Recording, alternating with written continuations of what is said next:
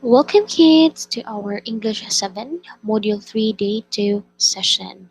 Join me to uncover the past tense of the verb. Indeed, as we've noticed that the previous lesson about the selection used the past tense in presenting the events, we can identify that most of the verbs are in the past tense, like pounded, harvested, raised, discovered, and the like. For our lesson objectives, we'll be able to use the correct past form of the verb, construct sentences using past form of the verb, and take note of patterns used in the past form of the verb. Let's recall. I want you to read the sentences. Supply the past form of the verb inside each parenthesis. Ready? And let's begin. Most legends present supernatural beings and events in the past. Let's try to see if we got it right. Okay, it's correct. Now let's have this one. These stories depict gods as being good or bad.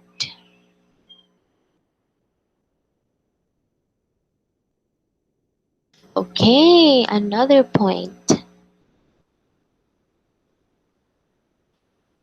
Many everyday practices are agricultural in nature. Let's try to see if it's right. Wow. The stories reveal the dependency of the Filipinos on a higher being.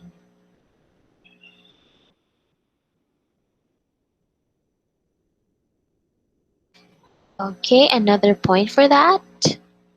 Next, early storytellers make sure that life lessons are in these tales. Mhm. Try to see, wow. Another point.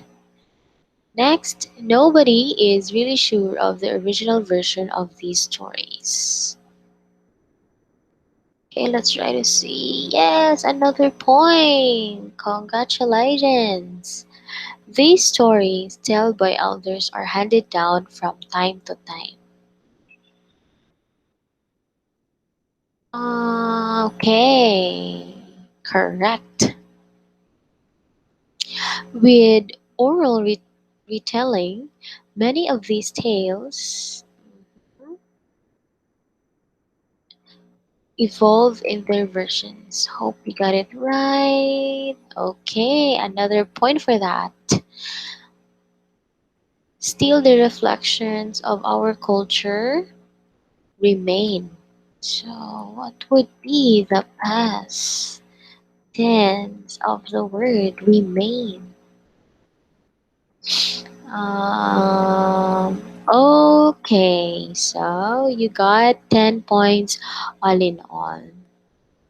With all the sentences given, what happened when the verbs are in the past tense? What are things to remember when using the past form of the verb? The simple past tense is used to talk about a completed action in the past. Time expressions that indicate the recent past or distant past are used. Example, the government issued a lockdown for the community 2 months ago. So the past tense, there's a completed action in the past, that's why issued, and then time expressions, you have it there 2 months ago. Another example, the pandemic started late last year. So started, that's completed action, that's why in the past form, and then the time expression, last year.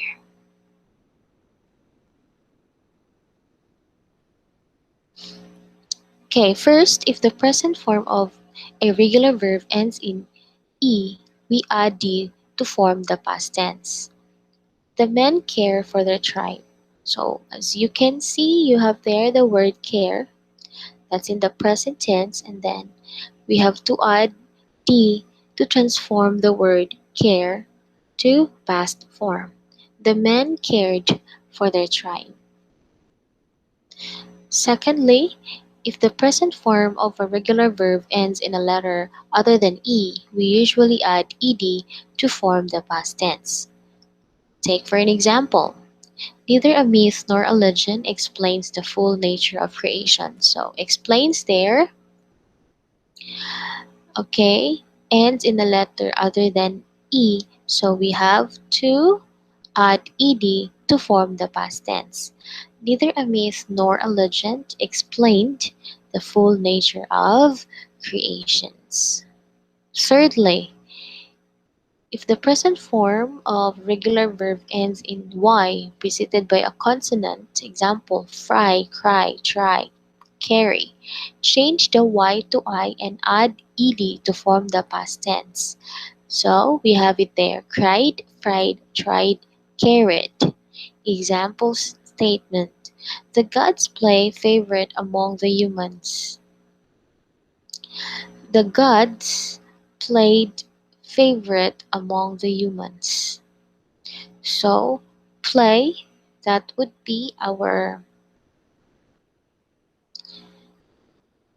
verb, and then we'll change that into past form. That's why you have it there, played.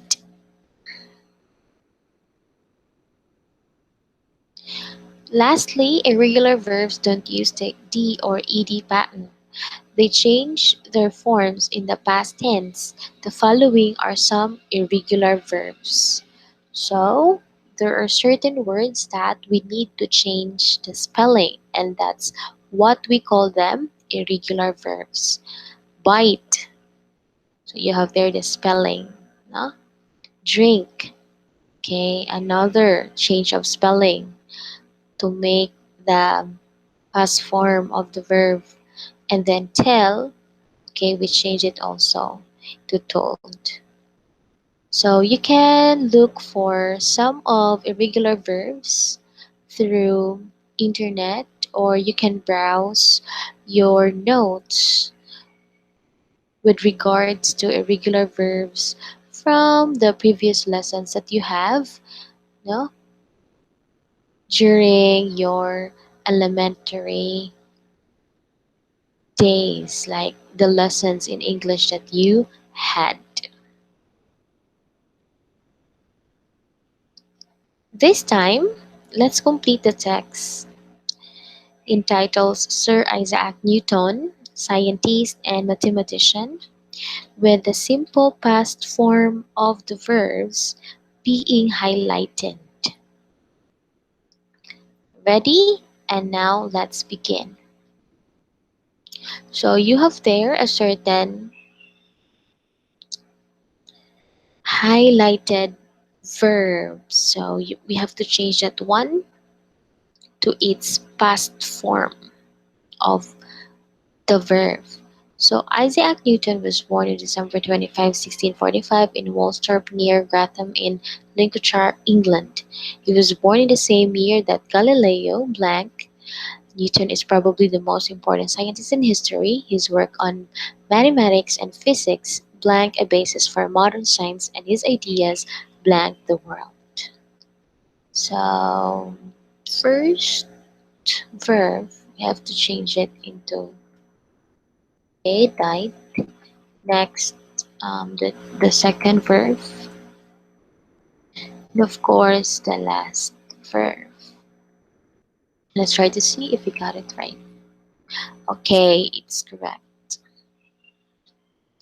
Next, another verbs design, use, and publish. So we have to change that to the past form. So Newton blank his work in two books, Optics and Principia. This contains his laws to predict the movements of the stars and the planets around the sun. He also blank and built the world's first reflecting telescope. So we have to identify, which of the verb must be the first to complete the first statement. So um, okay, and the The second verb.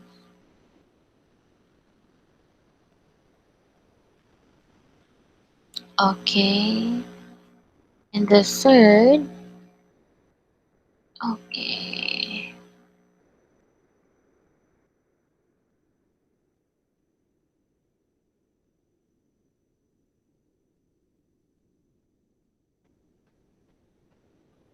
Okay, so that's the correct answer.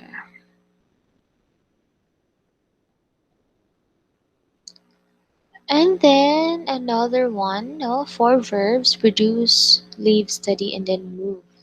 So Newton Blank at Trinity College, Cambridge from 1661 to 1696. In this period, he blanked most of his important work. Then in 1696, he blanked to London, where he blanked until his death on March 20, 1727. Okay, so the first verb studied, and then next one, okay, produced, then moved and lived. Okay, let's try to see if we got it right. Okay, congratulations. And to end this session, let's note that verbs in the past tense are used when an action is completed in the recent or distant past. Time expressions of the past are used in the construction of sentences in the past.